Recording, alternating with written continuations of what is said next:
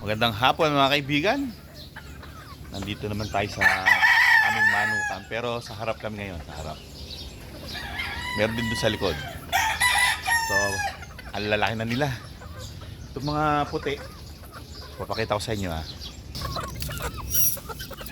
Ayan ang mga puti. Yun eh. Tumapat na sa laki ng mga mas malalaki, mas matatanda sa kanila.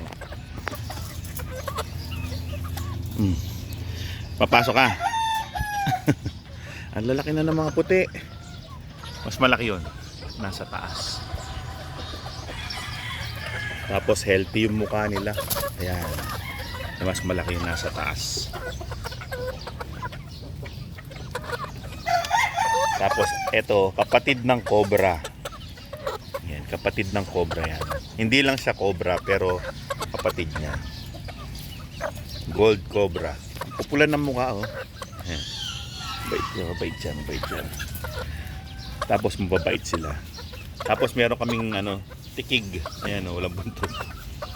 Black bulik. Wala siyang buntot. Lalaki na nila.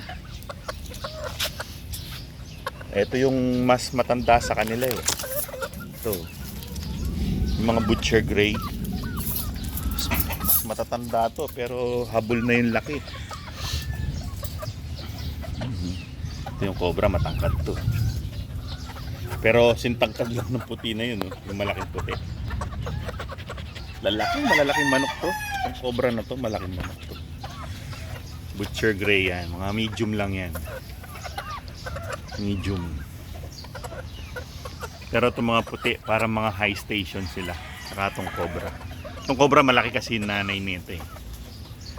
Yung gold, sweater gold, malaki yan eh. Dilaw na dilaw yung paa oh. Kulay na parang sweater yung kulay ng paa. Tapos eto namang mga girls, na to, dumalaga na talaga to. Mga dumalaga na. Tatlong gal, isang lemon.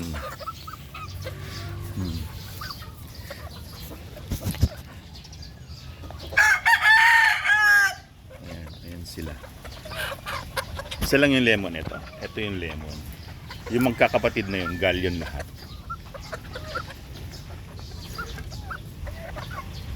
Galing. Dilaw din ang paa ng mga gal. Oh. Nagbabariate yung paa. Merong yellow brown, merong ganyan ang kulay. Pero ito, nag-iisang lemon. Maliit. Nag-iisang lemon. 3/4 lemon ha, hindi siya pure lemon. Pero itong mga gal, yan magkakamukha yung itsura nila. Pure gal yan, pure gal. Magagandang mga pulet sila. Tapos dito, magkakasing din to, magkakasing edad halos.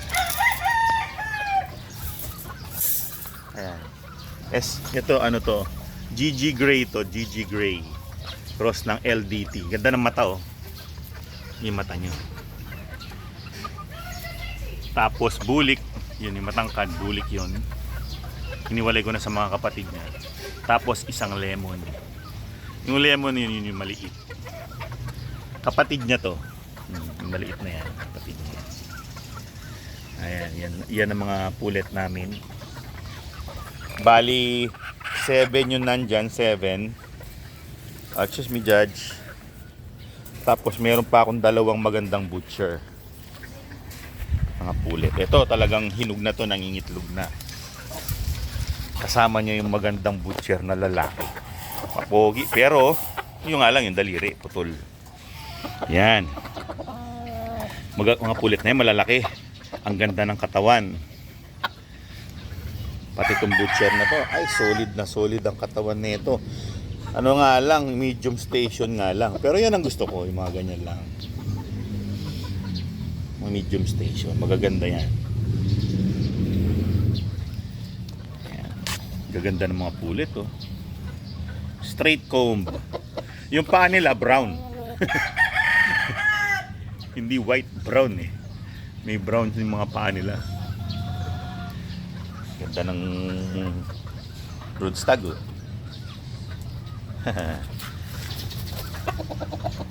Pogi yan, pogi. Tapos tignan natin yung mga nasa likod na gal.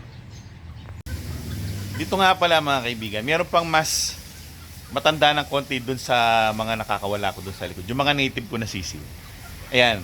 Yan ang pinaka-last ng breeding sa pangkalahatan. Yun, mga special lang yun na special lang yun na produce ko yung mga native.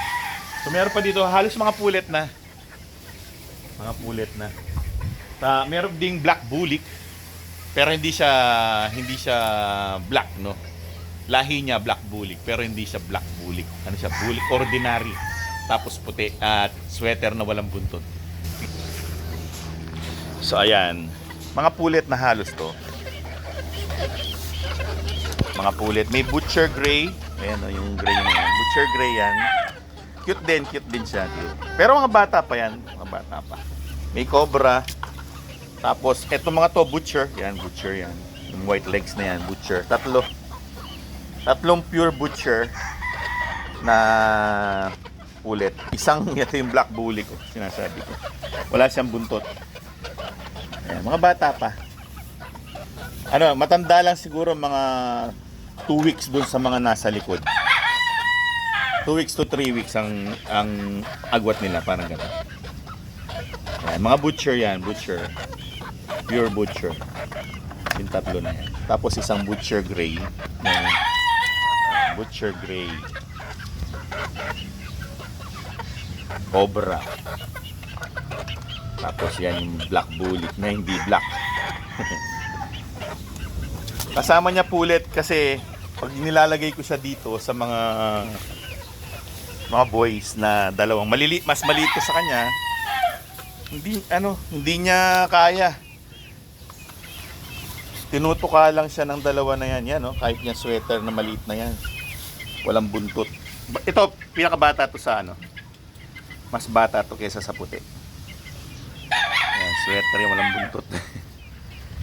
Actually, yung mga yan, parang latak na sa breeding yan eh. Ayan, yung mga natira na yan. Ayun yung puti ni Aling Mimay. Pero, halos hindi ko ganong napapansin yan sila kasi marami akong inaasikaso. Pero, ang lalaki ng katawan.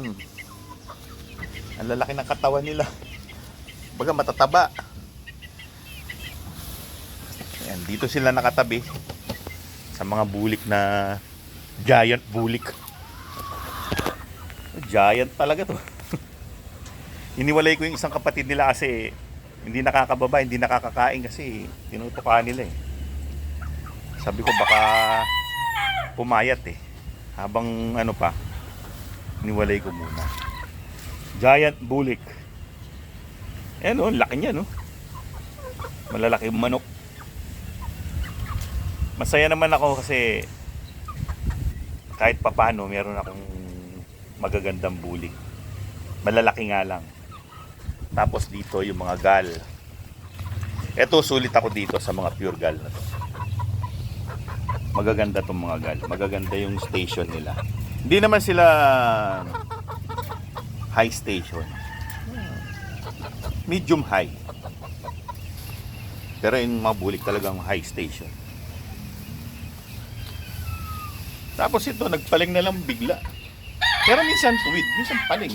Minsan sa kabila ang paling. GG Gray. Sana yan? Ito mga gal, pogi. Naglulugon sa pulok. Pupula ng mukha. Tapos meron pa dito, isang lemon, isang gal. Ito na yung huling lemon ko na maliit. Tapos isang sweater. Ayan. Isang lemon. Yung lemon yun yung light na dilawang paa. Tapos ito gal. Kapatid ng mga to. Kapatid. Kakahawig nila yun. Kahawig nila yan. Tapos nandito na yung aking pure bulik na babae. So yan ang aking mga katandangan ngayon. Update. Yan ang update sa lahat ng mga pabreeding namin. Giant bulik. Tapos maganda yung lugar namin ngayon kasi marami ng damo. Ayan, si Rudy sawa sa damo ngayon. Oh. Dati dry ang kanyang lugar. Ngayon, madamo na. Kaya solve na solve siya sa damo. Ayan. Ayan, lahat sila solve na sa damo. Salamat naman. Deprive sila sa damo nung summer eh. So ayan mga kaibigan, ang lahat ng aking mga breeding ngayong 2025-2026 season. Tandang na sila. So masaya ako kasi maraming mga napaibig sa kanila, yung mga nung 1 month old pa sila, yung mga 3 months old, 2 months old na napaibig. At marami pa rin namang natira sa akin. Pero lahat ng mga natira sa akin, lahat ng mga ganyang kalalaki, mga pinagpilian na yan. Sila yung mga hindi napili. Yung mga natira sa akin. Pero, kita nyo naman, ang gaganda kahit pinagpilian. Kasi pag sisiw pa, kahit piliin mo yung pinakamaganda, siyempre lalaki pa yung iba eh. Lalaki pa rin maganda yan sila. So wala namang kinalaman yung maganda yung sisiw pagdating ng tandang nila. Although siguro, mas vigorous yung mga malalaking pulas. Pero nonetheless, lahat pa rin naman yan eh. Magkakadugo pa rin naman yan eh. Kung gal pa rin naman yan. Kung butcher pa rin naman yan. Yung mga natira sa akin. So well mga kaibigan, yan ang aking hapon. Hanggang sa susunod na episode. Alam.